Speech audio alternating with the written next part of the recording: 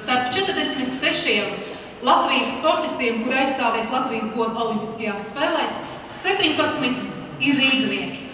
Un šodien, lai novēlētu labu ceļu, spēku, izturību un pateiktu tos īstos stipruma vārdus, mēs esam jūs aicinājuši šeit Rīgas domē.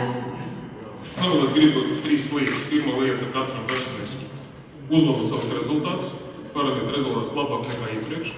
Otrais, parādot šos labus rezultātus, neaizmirst par veselību, lai nebūtu trauma, nekā cits.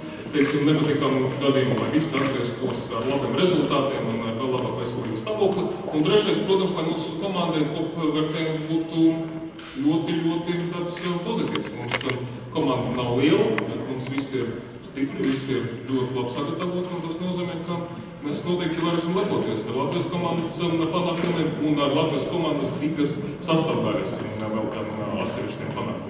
Līdz ar to visi veiksmes Olimpiskas spēles. Gaidām ar medaļām, rezultātiem un panākumiem. Pie mums atpakaļ Rīga. Es pirmkārt gribētu teikt lielu paldies Rīgas domai par atbalstu, ko viņi sniedz katru gadu sportistiem, īpaši mums pirmās volejbolistiem, uz svarīgākiem sezonas startiem, kas ir Eiropas čempionāts un pasaules čempionāts. Paldies! Un tad, tā kā esmu, teiksim tā, no sportistiem vienīgais, kam jāsaka, tad par saistībā par olimpiādu es gribētu teikt tā, ka būtu muļķīgi solīt kādas medaļas, jo mēs esam sportisti, un mēs zinām, ka ir tās veiksmīgās dienas un neveiksmīgās dienas. Un pretiniekiem ir tieši tāpat. Bet es varu solīt to, ka mēs centīsimies darīt visu, lai mēs parādītu savu labākos lietas sniegumu olimpiādē, un lai mēs paši būtu apmierināti ar sevi. Ne tikai mēs paši, bet arī līdzutēji, un cerams, ka visa Latvija. Un tad varbūt arī būs tāda medaļa.